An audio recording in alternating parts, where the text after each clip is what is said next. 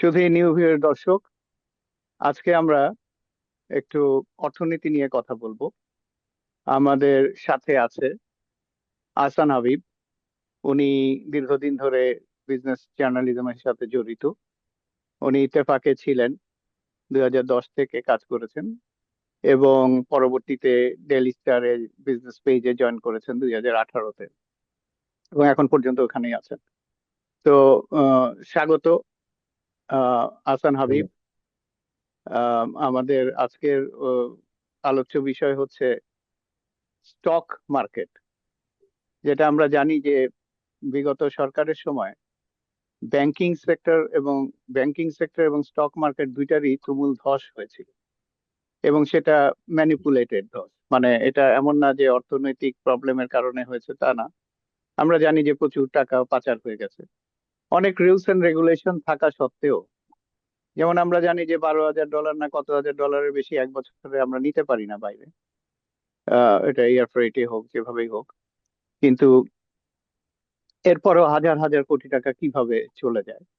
দ্বিতীয় কথা হচ্ছে স্টক মার্কেটও এক ধরনের, এখানেও জালিয়াতির শিকার হয়েছে, বিভিন্নভাবে ম্যানিপুলেশন করা হয়েছে। আমরা জানি যে বেক্সিমকো খ্যাত, যিনি সালমান রহমানের সাথে অনেকবারই তার অভিযোগ, কয়েকবারই যে ধস নামার ফলে অভিযোগ তৈরি হয়েছে, এবং এছাড়াও প্রচুর মানুষের আহ, সর্বশান্ত হয়ে গেছে স্টক মার্কেটে।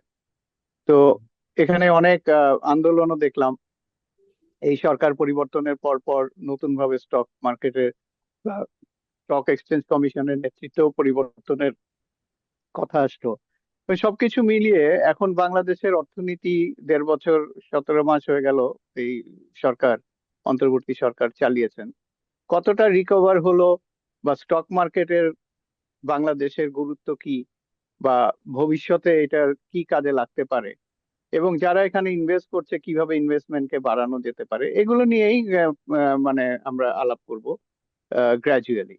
তো উম, আহসান হাবিব, তুমি যদি একটু বলো যে বাংলাদেশের স্টক মার্কেটের অবস্থা কেমন ছিল গত সরকারের সময়, এবং সেটা কিভাবে উত্তরণ হলো। আমি যদি আপনার প্রশ্নে আসি, যে আপনি যে কথাটা বললেন যে কেমন ছিল আমাদের শেয়ার বাজার আসলে গত, অন্তত আমি যে 10-15 বছর ধরে দেখেছি আমাদের শেয়ার বাজারের আসলে যেই বিষয়টি আমরা সবচেয়ে বেশি পরিলক্ষিত হয়েছে আমাদের কাছে, যে এই বাজারের সবচেয়ে বড় সমস্যা হলো এটা একটা শেয়ার বাজার, শুধুমাত্র এটা একটা প্রোডাক্ট বেস, শুধুমাত্র ইকুইটি মার্কেট। এখানে ইকুইটির বাইরে অন্যান্য দেশে যেটা হয় যে এখানে বন্ড থাকে, ডিবেঞ্চার থাকে, তারপর বিভিন্ন রকমের প্রোডাক্ট থাকে। আমাদের দেশে শেয়ার বাজারটা কিন্তু একদম বেসিক্যালি শুধু শেয়ারের উপর নির্ভরশীল। এবং এক সেকেন্ড, তুমি তুমি যে বিজনেস টার্ম গুলো ইউজ করছো এগুলো একটু জনগণের জন্য যদি গুছিয়ে দাও, কারণ জনগণও শেয়ার মার্কেটে ইনভেস্ট করে অনেক, বা করেছে, বা করবে। একটু যদি তুমি আহ, যেটা বললে যে বন্ড এন্ড দেন কি বলে ইকুইটি, এগুলোর অর্থটা যদি একটু নর্মালি বলে দাও। আচ্ছা, ইকুইটি মার্কেট মানে হচ্ছে, ইকুইটি হলো শেয়ার আর কি, যে শেয়ারের মানে একটা কোম্পানিকে যেই মালিকানাটা ভাগ করে দেওয়া হয় বিভিন্ন শেয়ারের মাধ্যমে, এটা হলো শেয়ার, যেটা আমাদের ইউজুয়ালি আমরা আমাদের শেয়ার বাজারে যেটা লেনদেন হতে দেখি। আর বন্ড হচ্ছে যে একটা কোম্পানি যখন মনে করে যে না, আমি আমার ইকুইটি বা আমার যে মালিকানা সেটা আমি শেয়ার করব না, কিন্তু আমার কিছু টাকার দরকার, সেই টাকাটা আমি ব্যাংক থেকেও নিতে পারি, আবার বন্ড ইস্যু করেও নিতে পারি। ব্যাংক থেকে নিলেও আমার যেমন প্রত্যেক বছর বছর একটা টাকা ফেরত দিতে হয়, বন্ডের মাধ্যমে নিলেও আমি প্রত্যেক বছর বছর টাকাটা ফেরত দিব। সুবিধার জায়গাটা হচ্ছে বন্ডটা নিলে আমি পাবলিকের কাছ থেকে নিলাম সরাসরি, ব্যাংকের উপরে প্রেশারটা পড়লো না। আন্তর্জাতিকভাবে যেটা হয়, সাধারণত ব্যাংকের উপরে চাপ কমানোর জন্য প্রতিষ্ঠানগুলো এই কাজটা করে, যে সে হয়তো পাবলিকের কাছ থেকেই ঋণ নিচ্ছে, ঋণই কিন্তু সেটা পাবলিকের কাছ থেকে নিচ্ছে। এই বন্ড একটা একটা কাগজ ইস্যু করে যে আমি প্রতি বছর একটা এত পার্সেন্ট রেটে সুদ দিব, আপনি আমার কাছ থেকে টাকা আমাকে দেন, আমি আপনাকে দিয়ে দিব, এবং 5 বছর বা 10 বছর পরে আমি টাকাটা ফেরত দিব। বিশ্বব্যাপী শুধু যে প্রাইভেট সেক্টরই শুধু এভাবে বন্ড ইস্যু করে তা না, সরকারি খাতেও আমরা দেখেছি বিভিন্ন দেশের, তারা কিন্তু সরকারের যে প্রজেক্ট গুলো সেগুলো কিন্তু তারা বন্ডের মাধ্যমে টাকা তুলে। এটার মাধ্যমে হয় কি, ব্যাংকের উপরে আসলে প্রেশারটা কম পড়ে। আপনি যেটা শুরুতে বলছিলেন যে আমাদের ব্যাংকিং সেক্টরও কিন্তু বড় রকমের প্রভাব আমরা দেখেছি সাম্প্রতিক সময়গুলোতে। এটার একটা বড় কারণ কিন্তু ব্যাংকের যে লিকুইডিটি মিসম্যাচ। মানে ব্যাংকগুলো হয়তো ধরেন 2 বছর বা 3 বছরের জন্য আমানত নিচ্ছে, কিন্তু সে কিন্তু ঋণ দিচ্ছে 5 বছর বা 10 বছরের জন্য। এটা যখন সে ম্যানেজ করতে যায় তার জন্য কিন্তু একটা বড় রকমের সমস্যা তৈরি করে। এইজন্য কিন্তু ইকোনমিস্টরা আমরা বিভিন্ন সময় ধরে এগুলো লিখেছি যে আসলে ব্যাংকিং সেক্টরের উপরে যে এই যে আমাদের মানে অতিমাত্রায় নির্ভরশীলতা, এটা আমাদের ইকোনমিকে একটা সমস্যা তৈরি করবে এবং আল্টিমেটলি হয়েছেও তাই। ব্যাংকের সমস্যার পেছনে আরো অনেক কারণ রয়েছে, কিন্তু এটি একটি অন্যতম কারণ যে আমরা আসলে যদি আমরা এটা শুধু ঋণ না নিয়ে আমরা মানুষের কাছ থেকে ব্যাংকগুলোর জন্য ভালো হতো, প্রতিষ্ঠানগুলোর জন্য ভালো প্রোডাক্ট থাকতো। তো আমি যে কথাটা বলছিলাম যে একদিকে তো বন্ড মার্কেট মানে আমাদের মার্কেটটা একটা জায়গায় সীমাবদ্ধ যে শুধুমাত্র শেয়ার মার্কেট, তার মধ্যে আবার শেয়ার রয়েছে যে কয়টা কোম্পানির শেয়ার, কোম্পানির শেয়ার রয়েছে যে কোম্পানিগুলো ওয়েল পারফর্মিং, খুব ভালো, বা যেই কোম্পানিগুলো সাধারণ মানুষ আমরা জানি যে কোম্পানিগুলো প্রোডাক্ট বাজারে পাওয়া যায়। এবং আন্তর্জাতিক মানে ফরেন ইনভেস্টররা যখন এখানে ইনভেস্ট করে আমাদের শেয়ার বাজারে, তারা এই 15-20টির বাইরে কোনো ভালো কোম্পানি কিন্তু পায় না যেখানে শেয়ার বাজারে বিনিয়োগ করতে পারে। সো আমাদের মার্কেটের বড় সমস্যাটা তৈরি হয়েছে গত 10-15 বছর। বিশেষ করে আমি বলবো, আমি একটা রিপোর্টও করেছিলাম যে প্রায় 100টির মতন, আমি মোটা দাগে বলছি 100টির মতন কোম্পানি গত 15 বছরে তালিকাভুক্ত হয়েছে। কিন্তু এই 100টির মধ্যে অন্তত 60% কোম্পানি এখন এই ক্যাটাগরিতেই থাকতে পারেনি। এর মানে হচ্ছে সে অন্তত 10% ডিভিডেন্ডও দিতে পারেনি। এর মধ্যে অন্তত 50% কোম্পানি জেড ক্যাটাগরিতে চলে গিয়েছে। জেড ক্যাটাগরিতে চলে গিয়েছে এর মানে হলো কোম্পানিটি হয় তার প্রোডাকশন বন্ধ হয়ে গিয়েছে, অথবা সে ডিভিডেন্ড দিতে পারছে না, অথবা সে তার এজিএমটাও ঠিক মতন করতে পারছে না। তার বাইরে আপনি যেটা ম্যানিপুলেশনের কথা বলছিলেন, আমাদের বাজারের একটা বড় সমস্যা ছিল যে বিভিন্ন সময় আমাদের বাজারটা আসলে নিয়ন্ত্রণ হয়েছে আমাদের বিনিয়োগকারীরাও তারা যে বিনিয়োগ করবে সেটা করতে গিয়ে এই ম্যানিপুলেটরদের পেছনে ছুটেছে। ভালো কোথায় বিনিয়োগ করব সেইটা না করে তারা ছুটেছে যে কোন শেয়ারটা দাম বাড়বে 1 সপ্তাহের মধ্যে ডাবল হয়ে যাবে, বা 2 সপ্তাহের মধ্যে বা 1 মাসের মধ্যে ডাবল হয়ে যাবে, সেই রকম শেয়ারের পিছনেই তারা ঘুরেছেন। ফলে পুরো বাজারটাতেই আসলে একটা সমস্যা রয়ে গেছে। হ্যাঁ, সেটা তো হয়েছেই। কিন্তু সেখান থেকে কি আমরা কোনো উত্তরণের পথ বের করতে পেরেছি? সেইখান থেকে উত্তরণের জন্য যেই বিষয়টি খুব বেশি করে প্রয়োজন যে ভালো কোম্পানিকে পুঁজিবাজারে নিয়ে আসা, বন্ড মার্কেটকে ভাইব্রেন্ট করা, সেই জায়গাগুলিতে আমি বলব যে ভালো কোম্পানিকে নিয়ে আসার জন্য কিছু সমস্যা ছিল, এবং মেজর সমস্যা ছিল যে ভালো কোম্পানি নিয়ে আসার ক্ষেত্রে তারা আসলে পরে যে প্রাইসটা পেতে পারে বা তারা যেটা প্রত্যাশা করে যে আমরা এই প্রাইস পেলে পরে আমরা আসবো, সেই প্রাইসিং এর ক্ষেত্রে কিছু সমস্যা ছিল আমাদের আইনে। আমাদের আইপিও যে রুলস ছিল সেখানে আসলে এমন ভাবে রুলসটা ছিল যে বেশি দাম উঠানো সম্ভব ছিল না ভালো কোম্পানিগুলোর ক্ষেত্রে। সো তাদের জন্য একটা ডিমোরালাইজ হতো, তারা আসতো না। এই সরকারের আসার পর মানে অন্তর্বর্তীকালীন সরকার আসার পর কিন্তু এই আইনগুলোতে চেঞ্জ এসেছে। খুব খুব সম্প্রতি চেঞ্জটা এসেছে। সো এখন পর্যন্ত ভালো কোম্পানি আসেনি, বাট সুযোগটা তৈরি হয়েছে। আমি বলব যে এখন সুযোগটা তৈরি হয়েছে। মানে আরেকটি আমি কথা একটু বলা জানতে চাই যে, একটু সরি, আমি একটু থামাচ্ছি, যে ভালো কোম্পানি বলতে কাদের বোঝাচ্ছ? বিদেশি কোম্পানিগুলো নাকি না, এখানকার যারা ভালো? শুধু বিদেশি না, আমাদের লোকালও কিন্তু অনেক কোম্পানি রয়েছে যাদের বিলিয়ন ডলার কিন্তু ট্রেডিং রয়েছে এবং খুব ভালো প্রফিট করে, এরকম অনেক কোম্পানি রয়েছে আমাদের। কিন্তু সেই কোম্পানিগুলো আমাদের লিস্টেড না। আমি অসংখ্য কোম্পানির নাম এরকম বলতে পারবো। টিকে গ্রুপ আছে, মেঘনা গ্রুপ আছে, সিটি গ্রুপ আছে, এরকম অনেক ওদের অনেক ভালো ভালো প্রফিটেবল অর্গানাইজেশন আছে যেগুলো কিন্তু লিস্টেড না আমাদের শেয়ার বাজারে। তো এগুলোকে লিস্টেড করা সম্ভব। সরকারি অনেক কোম্পানি রয়েছে যেগুলো খুব বছরের পর বছর ধরে কন্টিনিউয়াসলি ভালো প্রফিট করছে, এগুলো লিস্টেড হওয়া সম্ভব। আমাদের মাল্টি ন্যাশনাল কোম্পানি রয়েছে, আপনি জানেন যে ইউনিলিভার পাকিস্তানে লিস্টেড, ইন্ডিয়াতে লিস্টেড, কিন্তু বাংলাদেশে লিস্টেড না। তারপরে আপনার অনেক ভালো ভালো কোম্পানি রয়েছে যারা বাংলাদেশে কাজ করছে। আমার একটা নামটা মনে পড়ছে না এই মুহূর্তে। অনেক ভালো মাল্টি ন্যাশনাল কোম্পানি বাংলাদেশে বিজনেস করছে। লাইফ ইন্স্যুরেন্সের একটা কোম্পানি রয়েছে, আলিকো রয়েছে, এরা কিন্তু লিস্টেড হতে পারতো, কিন্তু আমরা লিস্টেড করতে পারিনি তাদেরকে। কারণটা কি? আসলে এই কোম্পানিগুলো লিস্টেড না হওয়ার পেছনে অনেকগুলো কারণ রয়েছে। কিছু কিছু কোম্পানির ক্ষেত্রে প্রথমত আমি যদি এটা বলি যে যাদের যে কোম্পানিগুলো টাকার প্রয়োজন রয়েছে কিন্তু আসছে না, ভালো কোম্পানি, এই কোম্পানিগুলো এখানে আসে না এই কারণে যে শেয়ার বাজারে আসতে গেলে তাকে অন্তত 1 বছর ওয়েট করতে হয়, বিভিন্ন প্রসেসের মধ্য দিয়ে তাকে টাকাটা তুলতে হয়। তারপর আসার পরে তার অনেক ধরনের বাইন্ডিংস এর মধ্যে রয়েছে, তার অনেক রুলস এন্ড রেগুলেশনস ফলো করতে হয়। কিন্তু সে যদি নন লিস্টেড থাকে তার জন্য কোনো রুলস এন্ড রেগুলেশনস ফলো করতে হয় না। আর ব্যাংকের কাছে সে গেলে পরে খুব সহজে সে লোন পেয়ে যাচ্ছে। তো যখন আমি ব্যাংকের কাছে গেলে খুব সহজে ঋণ পেয়ে যাচ্ছি, আমি কেন শেয়ার বাজারে এই ধরনের ঝামেলা পোহাতে আসবো? এটা একটা কারণ। আবার আরেকটা কারণ রয়েছে, যে কোম্পানিগুলো, আমি যে মাল্টিন্যাশনাল কোম্পানিগুলোর কথা বলছিলাম, তাদের হয়তো টাকার প্রয়োজন নেই, তারা কেন আসবে? আমাদের ক্ষেত্রে যেটা হয়েছে, আমরা তাদেরকে একটা সুযোগ দিয়ে রেখেছি যে কোনো মানে আমাদের এখানে ফরেন কোম্পানিগুলি আনার জন্য আমরা তাদেরকে একটু সুযোগ দিয়েছি, যে তাদেরকে এটা বাধ্যতামূলক করিনি যে তোমাদেরকে লিস্টেড হতে হবে। কিন্তু আপনি বিশ্বের অন্যান্য অনেক দেশে যাবেন যে তাদেরকে বলে দেওয়া হয় যে তুমি যদি আমাদের দেশে ব্যবসা করো তোমাকে কিন্তু বাধ্যতামূলকভাবে আচ্ছা, লিস্টেড হতে হবে। এখন এখন এই যে আহ, এই গভর্নমেন্ট যে এই আইনটা পরিবর্তন করলো বা নতুন আইন আনলো, সেটা আইনটা কি এবং এটাতে কি লাভ হবে বাংলাদেশের শেয়ার মার্কেটের?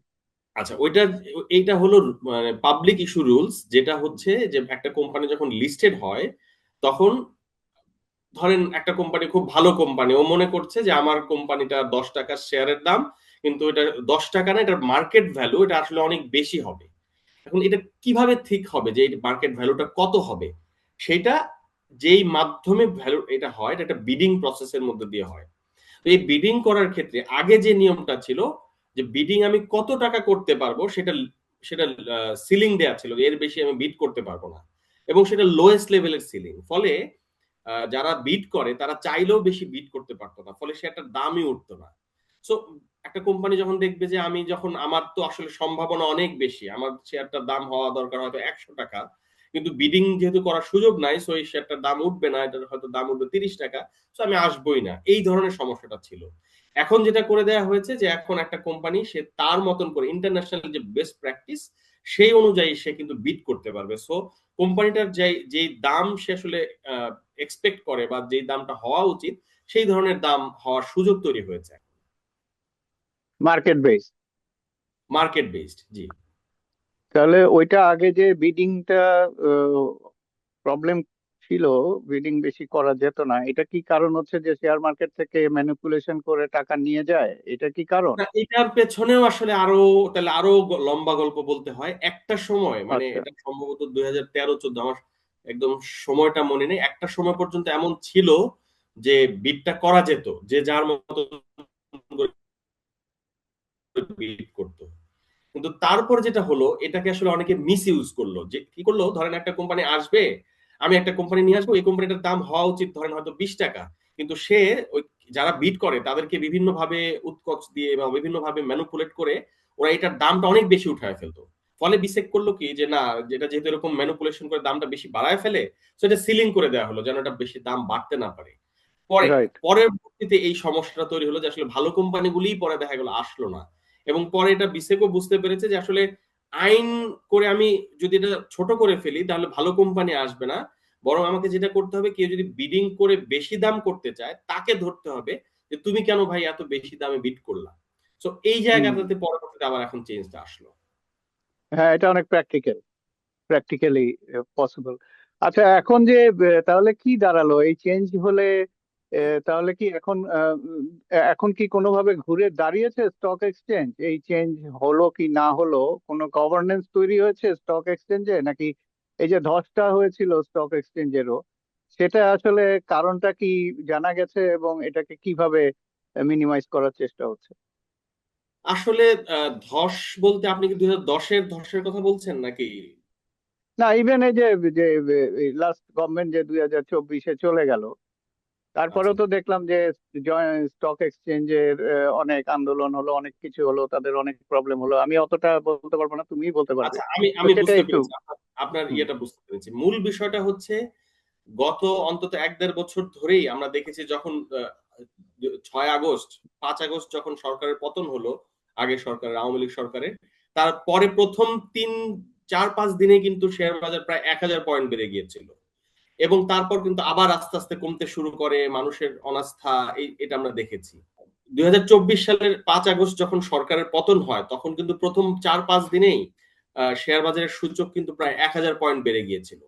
কিন্তু এরপর আবার কিন্তু আমরা দেখলাম আস্তে আস্তে আবার বাজারটা কমতে কমতে কমতে খুব নিচে চলে যায়, এই যে এখন ইলেকশন হলো তার আগের কয়েকদিন ধরে একটু আবার শেয়ার বাজারটা একটু ঘুরতে শুরু করে, এবং গতকালকেও আমরা দেখেছি মার্কেটটা অনেক ভালো বেড়েছে, প্রায় 200 পয়েন্টের মতন বাড়লো। আজকে আবার কিছুটা একটু কমেছে। মোটা দাগে আসলে আমাদের শেয়ার বাজার যে গত 1.5 বছর যদি আমি বিশ্লেষণ করি, যে 1.5 বছর কেন আসলে একটু মন্দা ভাব গেল শেয়ার বাজারের, বড় একটা কারণ কিন্তু গত 15 বছরে যেই শেয়ার বাজারে যেই মিসম্যাচ বা মিসম্যানেজমেন্ট ছিল, তার ফল কিন্তু এটা আমি ব্যাখ্যা দিয়ে বলি। প্রথম কথা, আমি যে কিছুক্ষণ আগে বলে আসলাম যে গত 10 বছরে বা 15 বছরে যে কোম্পানিগুলো লিস্টেড হয়েছে তার একটি বড় অংশই লো পারফর্মিং এবং একটি বড় অংশই জেড ক্যাটাগরি হয়ে গিয়েছে। ওই কোম্পানিগুলোর কিন্তু আসলে কোনো শেয়ার বাজারের বিনিয়োগকারীদেরকে কোনো ডিভিডেন্ড দিচ্ছে না, কোনো পারফরমেন্স নাই। সো এই যে এই কোম্পানিগুলোর যে পারফরমেন্স নাই, তার তো একটা ইম্প্যাক্ট আসলে থাকতে হবে শেয়ার বাজারে। 2 নাম্বার হচ্ছে, আপনি জানেন যে আমাদের অন্তত 10টা ব্যাংকের অবস্থা খুবই করুণ, এবং এই ব্যাংকগুলো মানুষের টাকাও দিতে পারছে না, ডিভিডেন্ড তো দিতেই পারছে না। সো এই ব্যাংকগুলোর যে করুণ অবস্থা, এটা কিন্তু আমরা এতদিন বুঝতাম কিন্তু জানতে পারিনি, জেনেছি কিন্তু এই অন্তর্বর্তীকালীন সরকারের সময়ে এসে। ফলে যখন তার নিচের যে খারাপ অবস্থা, তার তোষকের নিচের যে খারাপ অবস্থা, এটা যখন বের হয়ে আসে সামনে, তখন কিন্তু এটা শেয়ার বাজারে এটার ইম্প্যাক্ট রয়েছে। এরপর আমি যদি এনবিএফআই গুলি ধরি, অন্তত 20টি এনবিএফআই রয়েছে যে এনবিএফআই গুলির অবস্থা খুবই খারাপ। এই এনবিএফআই গুলো যে খারাপ হলো, তার কিন্তু ইম্প্যাক্ট শেয়ার বাজারে রয়েছে। এবং এর মধ্যে আপনি জানেন যে 8টা শেয়ার বাজারে লিস্টেড যে এনবিএফআই রয়েছে, তার মধ্যে 8টা লিকুইডেশন হবে। এনবিএফআই টা কোনটা নন কি? ব্যাংক ফাইন্যান্সিয়াল ইনস্টিটিউশন, মানে ব্যাংকের মতোই কাজ করে, একটু ও ডিফারেন্স আচ্ছা, বুঝেছি। এনবিএফআই। সো এরকম কিন্তু 8টা এনবিএফআই এই মুহূর্তে আপনি জানেন যে লিকুইডেশনের মুখে রয়েছে। এগুলো সব লিস্টেড। সো এই যে শেয়ার বাজারের বিনিয়োগকারীরা এই লিকুইডেশন হলে কিছুই পাবে না এইগুলো থেকে। সো এগুলো শেয়ারের দামগুলো কিন্তু এই এই গত সময়ে ব্যাপকভাবে কমেছে। এটার ইম্প্যাক্ট কিন্তু আমাদের ইন্ডেক্সের উপরে রয়েছে। এবার আসি যে তাহলে আমাদের যেগুলো ভালো কোম্পানি সেগুলোর ক্ষেত্রে কি হয়েছে? আপনি জানেন যে আমাদের দেশের ইকোনমির অবস্থা কিন্তু এখনো পর্যন্ত অনেক প্রেসার যাচ্ছে। আমাদের যে কোম্পানিগুলোর যে প্রফিট, মানে কর্পোরেটদের প্রফিট, সেটা কিন্তু বেশ চাপের মধ্যে রয়েছে। সো এই যে কোম্পানিগুলোর প্রফিট যখন চাপের মধ্যে থাকে, সেটারও কিন্তু ইম্প্যাক্ট আসলে শেয়ার বাজারে থাকে, শেয়ারের উপরে থাকে। তো সব মিলিয়েই আসলে আমাদের শেয়ার বাজারটা একটু নিচু ছিল গত সময়ে। এবং আমি বিশ্লেষকদের সাথে কথা বলে যেটা বুঝেছি, এখন মানুষের মধ্যে একটা প্রত্যাশা তৈরি হয়েছে, এই জন্য শেয়ার বাজারে কিছুটা উল্লম্ফন আমরা দেখেছি। কিন্তু এটা কতটা সাস্টেইনেবল হবে সেটা ডিপেন্ড করবে আসলে নতুন সরকার আসার পর তারা কতটা ভালো কোম্পানি নিয়ে আসতে পারলো, বা কতটা গভর্নেন্স তৈরি আচ্ছা, করতে এটা পারলো। এটা এটা একটা নতুন যে ধরো তুমি বললে যে আহ, বিগত অন্তরীণ গভর্নমেন্ট, যেটা ইন্টারিম গভর্নমেন্ট, যে তারা আসার পরে শেয়ার মার্কেটের দাম বেড়েছে আহ, ওই বিগত গভর্নমেন্ট চলে যাওয়ার পরে। এখন তো আবার নতুন গভর্নমেন্ট আসছে, এখন কি শেয়ার মার্কেটের দরপতন বা উত্থান কি কিছু লক্ষ্য করা যাচ্ছে? হ্যাঁ, এই নতুন এটাই বললাম যে যখন ইলেকশনের জাস্ট 3 দিন আগে থেকে কিন্তু শেয়ার বাজারটা বাড়তে শুরু করে, এবং ইলেকশন হওয়ার পরে গতকালকে প্রথম ট্রেড ছিল, গতকালকে কিন্তু অনেক বেশি বেড়েছে আমাদের সূচক একদিনে, এবং প্রায় সম্ভবত 14 মাসের মধ্যে সর্বোচ্চ বেড়েছে একদিনেই। হ্যাঁ, এবং আমরা দেখতে পাচ্ছি যে এটা একটা স্বাভাবিক প্রক্রিয়া, যে যখন একটা মানে একটা গভর্নমেন্ট আসছে, মানুষের প্রত্যাশা তৈরি হয়েছে, জন্য শেয়ারটা ঘুরে দাঁড়াচ্ছে। কিন্তু এটাই সাস্টেইনেবল হবে কিনা, এটা আসলে ডিপেন্ড করবে যে আমার যার উপরে বেস করে আমার শেয়ার বাজারটা বাড়ছে, সেইটা কতটা ডিপেন্ডেবল। আমি যেটা বলছিলাম যে আমাদের কোম্পানিগুলো যদি ভালো কর্পোরেট আর্নিংস দিতে পারে, আমাদের যদি ভালো কোম্পানি নিয়ে আসতে পারে সরকার, তাহলে এটা আচ্ছা, ভালো। এই প্রসঙ্গে আমার আর একটা প্রশ্ন আছে। সরি, আমি একটু বেশি প্রশ্ন করছি কারণ হ্যাঁ, হ্যাঁ, আমার অতটা জানা নাই স্টক মার্কেট, অসুবিধা বা কিছু প্রশ্ন থাকে যেগুলো তোমার মাধ্যমে আমরা জেনে নিতে পারি, যেগুলো হয়তো সব সময় সুযোগ হয় না পড়াশোনা করার বা বিভিন্ন ভাবে অ্যানালাইসিস গুলো জানার। সেটা হচ্ছে যে এই যে ভালো কোম্পানি বলছো, এখানে একটা ব্যাপার হচ্ছে যে বাংলাদেশ তো চাচ্ছে ফরেন ডাইরেক্ট ইনভেস্টমেন্ট করতে। এখন আমরা যতদূর জানি যে ফরেন ডাইরেক্ট ইনভেস্টমেন্টেরও কিছু প্রবলেম আছে। সেই প্রবলেম গুলোর ভিতরে একটা হচ্ছে যে যারা ইনভেস্ট করে তারা টাকাটা ওইভাবে উঠিয়ে নিতে পারে না। অনেক ব্যারিয়ার হয়তো আছে। আমরা যতদূর জানি যে প্রফিটের 10% নিতে পারে নাকি ইকুইটি একদমই নিতে পারে না।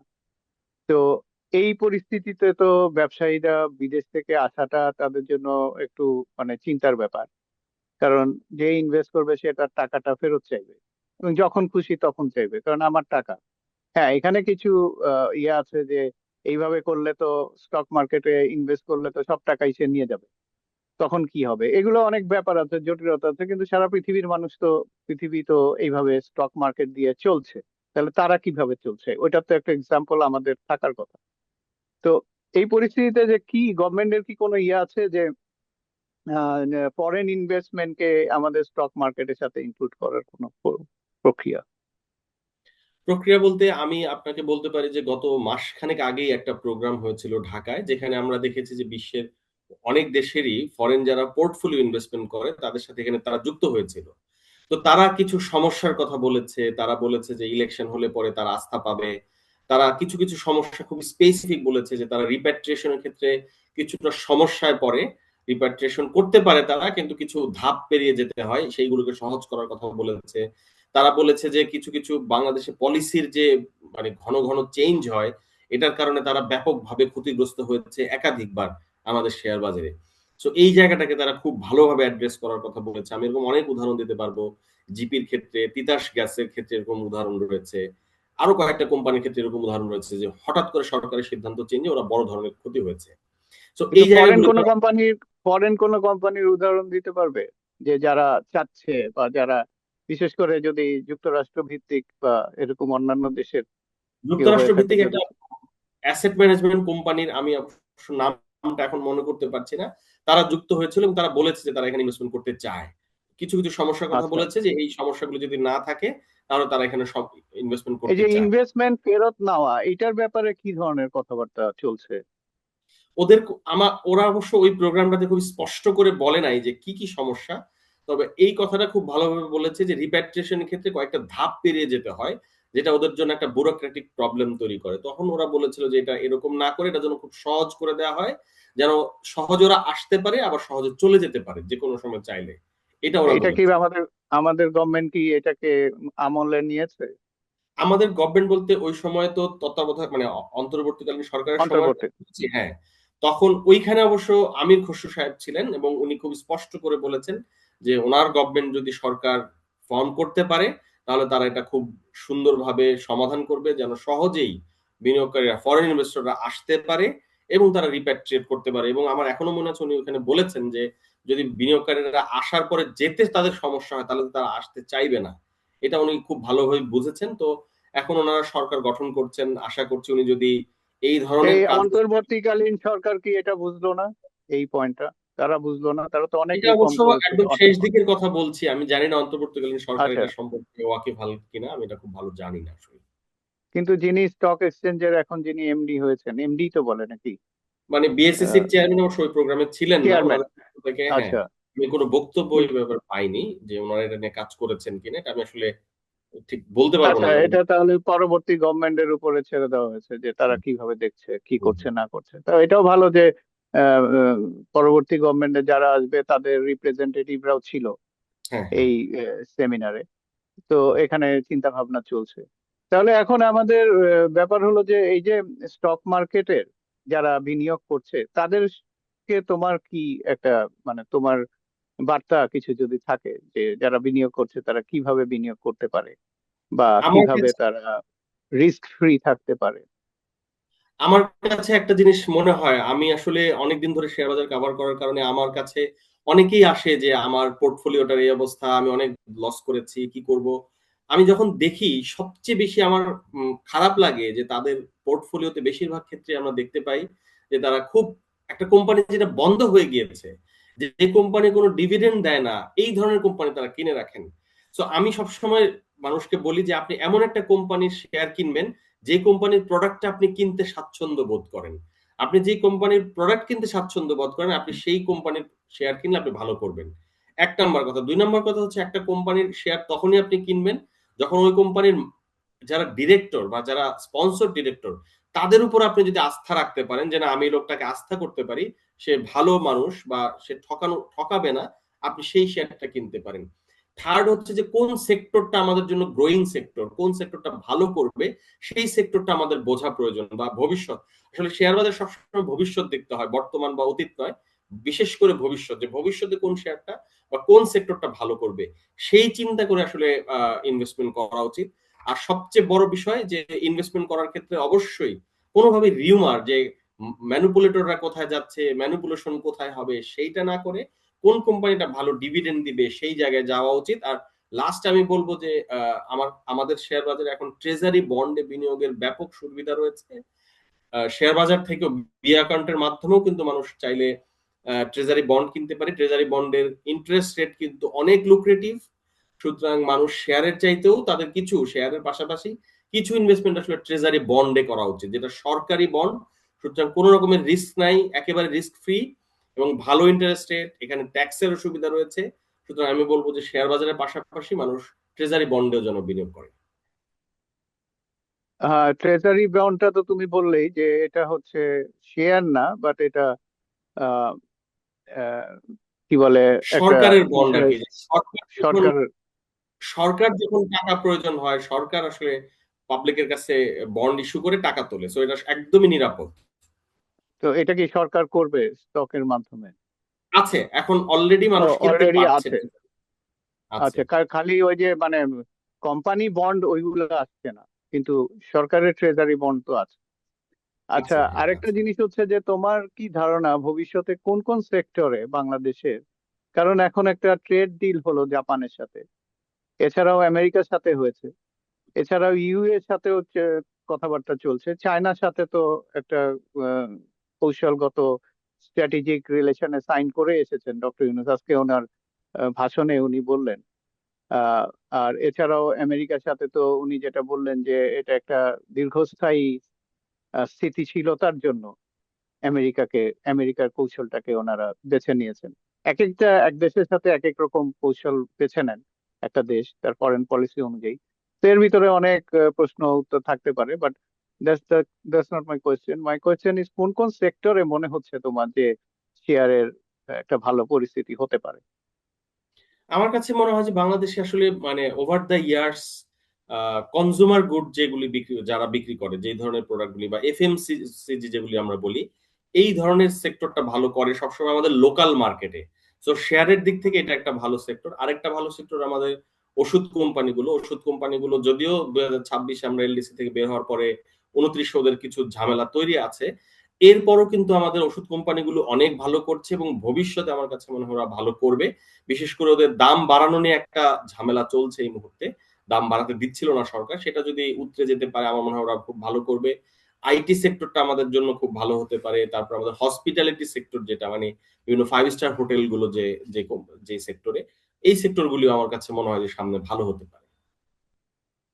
আচ্ছা, এইখানে কি ধরো একটু ইনোভেটিভ কথাবার্তা বলি, ধরো স্পোর্টসে কোনো ক্লাব, তারাও তো লিমিটেড কোম্পানি, তারা কি এখানে যোগ দিতে পারে কিনা, বা মানে এখান থেকে ফান্ড উত্তোলন করতে পারে কিনা, বা ধরো ছোট ছোট যারা আছে স্মল বিজনেস এর যারা আছে তাদের কি এখানে কোনো স্কোপ থাকবে কিনা? কারণ ব্যাংকিং সেক্টরটা তো এখন খুবই আহ, বাজে একটা অবস্থা।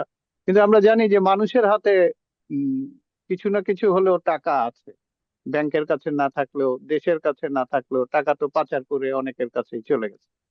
তো এইখানে কি এগুলোর কোনো সুযোগ থাকবে কিনা বা আছে কিনা, বা এই জাতীয় ইনোভেশন কোনো কিছু হবে কিনা, আছে জাস্ট নট আমাদের শেয়ার স্পোর্টস, বাজারে, আমি আরো আরো আরো যেরকম থাকতে পারে।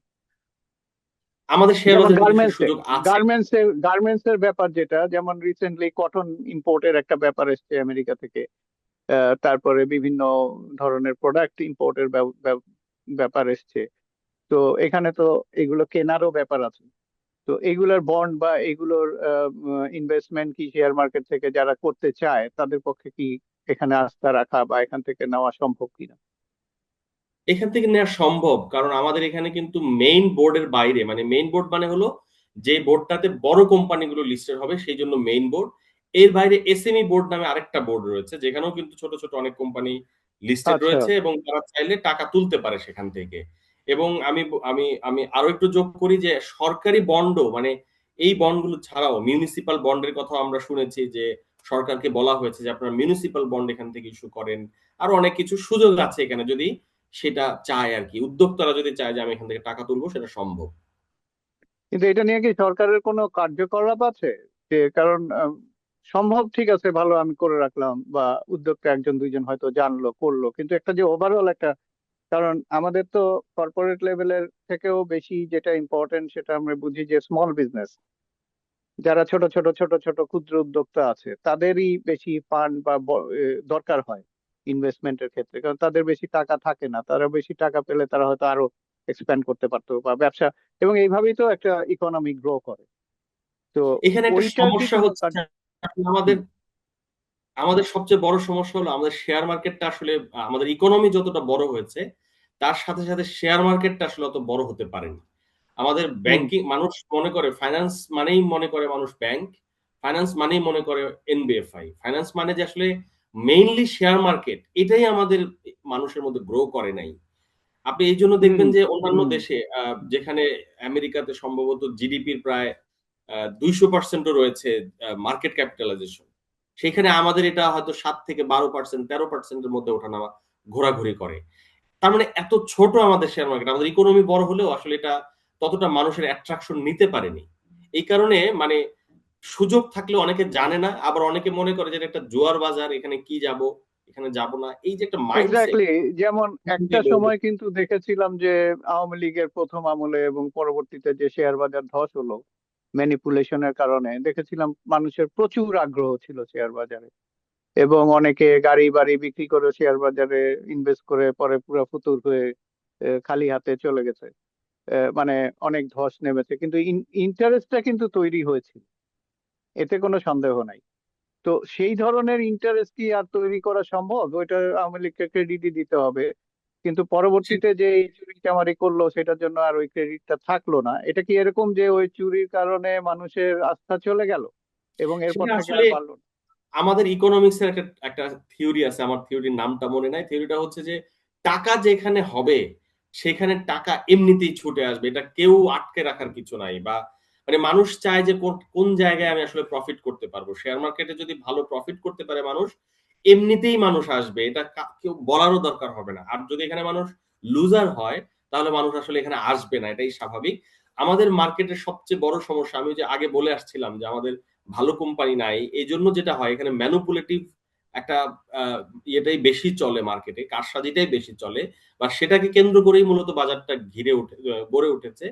এই কারণে এখানে যখনই বিনিয়োগকারীরা আসে বেশিরভাগ ক্ষেত্রেই, আমি আবারও বলছি বেশিরভাগ ক্ষেত্রে একদম বুঝে বলছি, বেশিরভাগ বিনিয়োগকারী এখানে এসে লুজার হয়।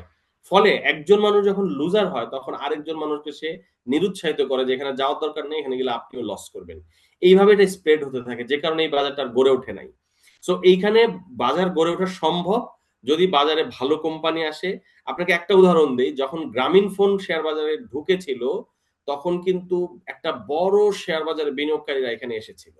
এটাই বাস্তবতা। যখন একটা ভালো কোম্পানি আজকে যদি আমাদের এখানে ইউনিলিভার এই মুহূর্তে বাজারে লিস্টেড হয়, একদম মানে চোখ বন্ধ করে বলা যাবে যে মিনিমাম ২ লক্ষ নতুন বিনিয়োগকারী এখানে যুক্ত হবে এসে এই ও, শেয়ারটা পাওয়ার ওকে। জন্য।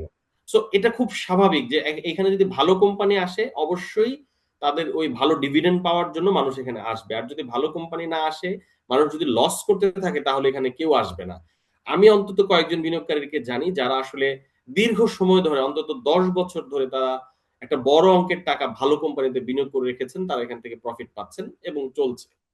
এর মধ্যেই একজন বিনিয়োগকারীর একটা ঘটনা ঘটলো। সে একটা একটা ব্রোকারেজ হাউসের মাধ্যমে বিনিয়োগ করেছিল। ওই ব্রোকারেজ হাউসটা তার সব শেয়ার বিক্রি করে দিয়ে তার টাকাটা মেরে দিয়েছিল। ফলে সে ও, এই যে ধরা খেলো, এই ধরা খাওয়ার পর সে আপনি বুঝে নেন যে এই লোকটা কিন্তু আর জীবনেও শেয়ার বাজার দিকে আসবে না। এবং সে একা না, সে পারলে আরো ১০ জনকে বলবে যে এখানে যাওয়ার দরকার নেই, এখানে গেলে তুমি লুজার হবা। এই লুজার হওয়ার সম্ভাবনা বা আশঙ্কা যতদিন থাকবে এই বাজার আসলে বড় হবে না বা বাজার মানুষকে অ্যাট্রাকশন করতে পারবে না। তো এটা ঠিক করতে গেলে কি করা দরকার মনে করো তুমি? এটা আমাদের শেষ এটা প্রশ্ন। ঠিক করার জন্য আচ্ছা, এটা ঠিক করার জন্য প্রথমত ভালো কোম্পানি বাজারে নিয়ে আসতে হবে। এটার কোনো বিকল্প নেই। ভালো কোম্পানি বাজারে নিয়ে আসতে হবে। বাজারে গুড গভর্নেন্স তৈরি করতে হবে। বাজারে যেন কেউ ম্যানিপুলেশন করে সাধারণ বিনিয়োগকারীদের টাকা মেরে দিতে না পারে সেটা নিশ্চিত করতে হবে। বাজারে যেকোনো ধরনের আ অন্যায় এটাকে বন্ধ করতে হবে। আমরা দেখেছি অনেক কোম্পানি তাদের ফাইন্যান্সিয়াল রিপোর্টে দেখাচ্ছে একরকম যে আমরা অনেক ভালো করছি বলে শেয়ার বাজারের দাম বাড়াচ্ছে, মানুষ শেয়ার কিনছে। কিন্তু কিছুদিন পরে দেখা গেল আসলে তার কিচ্ছু নাই। মানুষ আবার লস করছে।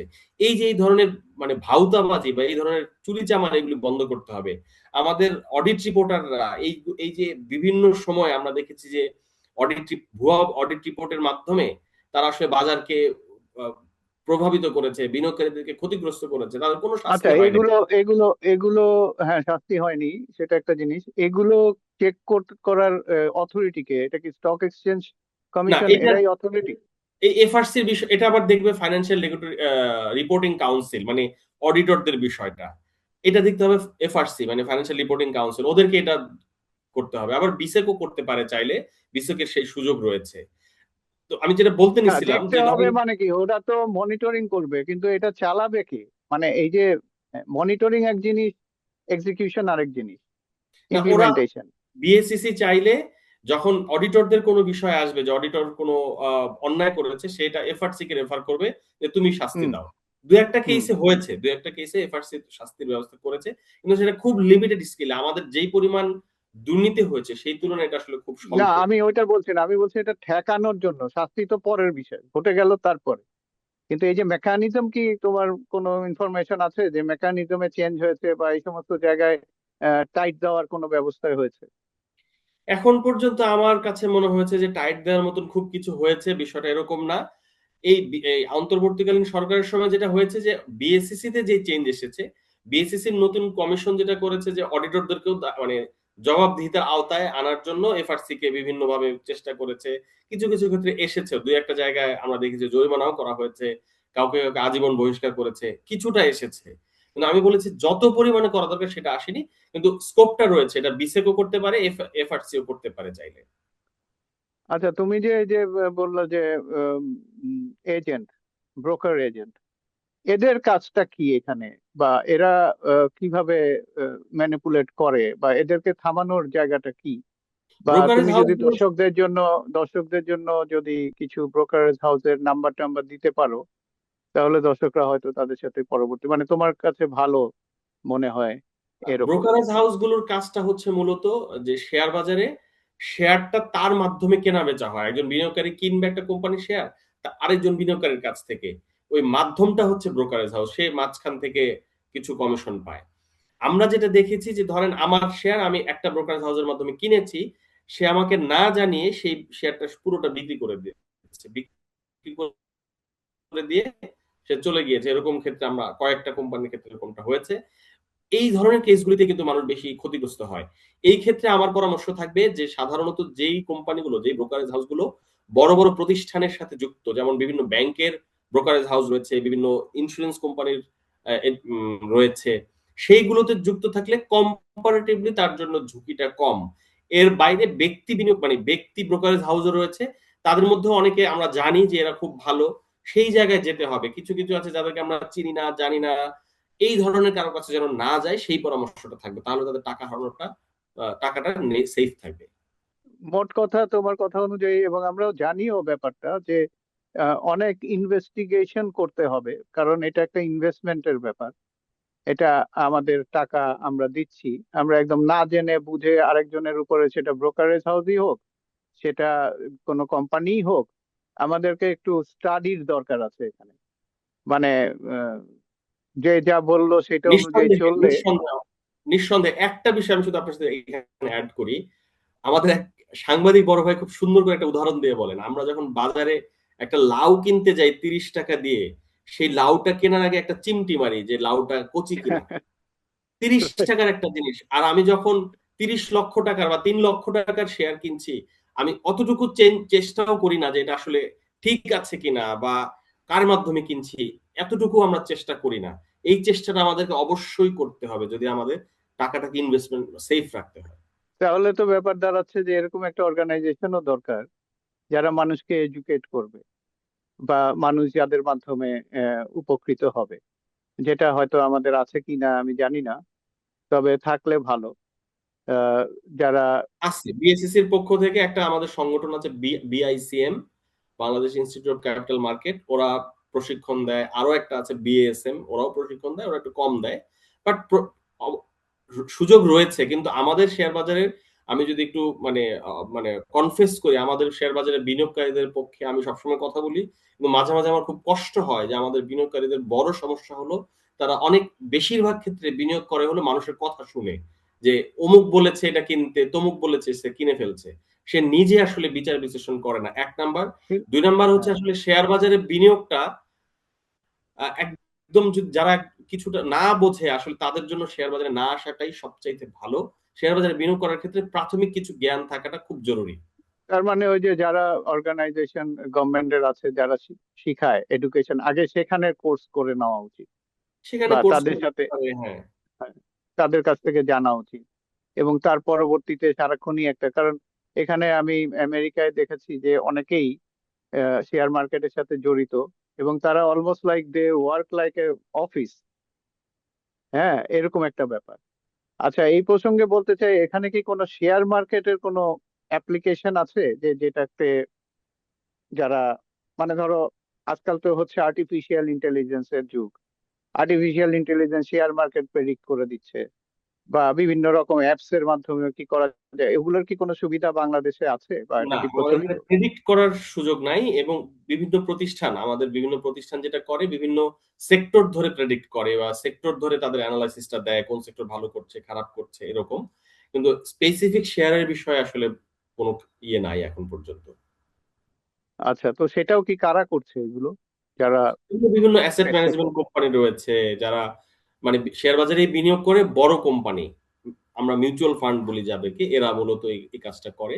ওরা বিভিন্ন সময় এগুলো প্রকাশ করে যে বিভিন্ন সেক্টর ধরে কোন সেক্টরটা আগামী 5 বছর কেমন হবে, কেমন করবে, কি তাদের চ্যালেঞ্জ, কি ভালো দিক সেটা। ধরো একজন নতুন নতুন একজন, ধরো আমি শেয়ার মার্কেটে ঢুকতে চাই বা দেখতে চাই, আর তোমার পরামর্শ কি হবে, প্রথমে আমাকে কি করতে হবে?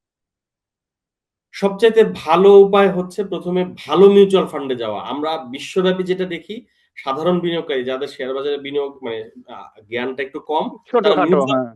হ্যাঁ, তারা প্রথমে মিউচুয়াল ফান্ডে বিনিয়োগ করে। আমাদের দেশের সমস্যা হলো, আমাদের তো সব চোরের দেশ। আমাদের সমস্যা হলো যে মিউচুয়াল ফান্ড গুলিকেও বেশ কিছু মিউচুয়াল ফান্ডকেও কিন্তু মানে দুর্নীতির মাধ্যমে এবং টাকা মেরে দেয়া হয়েছে এবং টাকা লুট করে নিয়ে চলে গেছে বিদেশে। এরকম ঘটনা আমাদের দেশে ঘটেছে। আচ্ছা, সুতরাং মিউচুয়াল ফান্ডটা নিয়ে তুমি একটু যদি বলো, মানে এখানে কি হয় ঘটনাটা মিউচুয়াল ফান্ডে? আচ্ছা, মিউচুয়াল ফান্ড হচ্ছে এরকম যে ধরেন আমি শেয়ার বাজারে ভালো বিনিয়োগ বুঝি না, আপনিও বুঝেন না, কিন্তু মিস্টার এ শেয়ার বাজারটা ভালো বুঝতে পারে। আমি একটু সহজ করে বোঝার জন্য এত সিম্পলিফাই করে বলছি। আমি আর আপনি, আমি বললাম যে আমি 100 টাকা দিলাম, আপনিও 100 টাকা দিলেন মিস্টার এ কে। মিস্টার এ ভালো বোঝে, মিস্টার এ হচ্ছে একটা ফান্ড ওকে, গট ইট। তৈরি করবে, ওই ফান্ড শেয়ার বাজারে বিনিয়োগ করবে, করে প্রফিট করে বছর বছর দিয়ে দিবে। তার বিনিময়ে সে ওই ম্যানেজমেন্ট একটা ফি পায়, এই হচ্ছে মানে দ্যাট বিষয়। ইজ ব্রোকার, ব্রোকার এজেন্সি টাইপের? না, ব্রোকার তো হচ্ছে আমার হয়ে কিনে দিবে, বিক্রি করে দিবে, কিন্তু সে প্রফিট এন্ড ও, লস এগুলোর বিষয় আচ্ছা তার মধ্যে নাই। আচ্ছা আচ্ছা কিন্তু আচ্ছা। ওই আমি মিউচুয়াল ফান্ড হচ্ছে একদম এটা সে ম্যানেজ করবে পুরো বছর ধরে। তারপর সে প্রফিটটা তাহলে যা তো হবে এটা তা প্রথম জিনিস ভাগ যেটা করে দিয়ে দাঁড়ালো যে পুরো দিবে। ব্যাপারটাই গভর্নমেন্টকে এখানে গভর্নেন্স এবং অ্যান্টি কারাপশন মেজার গুলো আনতে হবে, না হলে এটা চলবে না। তাহলে আমাদের ভবিষ্যৎ দাঁড়াচ্ছে যে এটার চলবে না। গভর্নেন্সটা।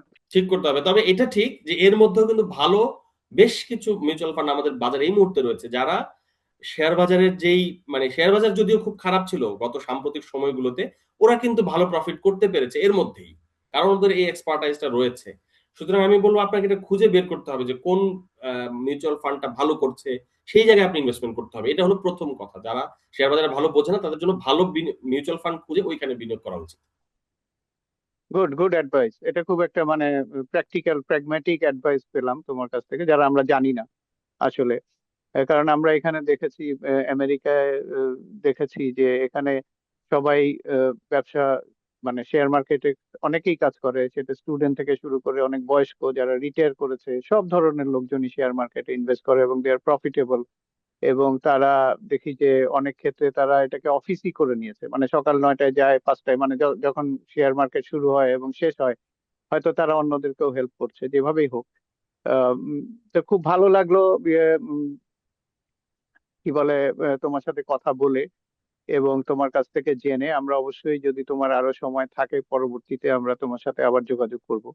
আমাদের ব্যাংকিং সেক্টরটার কথাও রয়ে গেছে, এবং এট দ্য সেম টাইম যে ইউএস ট্রেড ডিলের ব্যাপারেও তোমার সাথে আমরা কিছু কথা বলতে চাই, যে এখানে যে অপরচুনিটি গুলো তৈরি হলো বা কোনো কিছু খারাপ কিছু যদি তৈরি হয়ে থাকে, হোয়াট এভার ইট ইজ, যদি তুমি একটু সময় দাও পরবর্তীতে।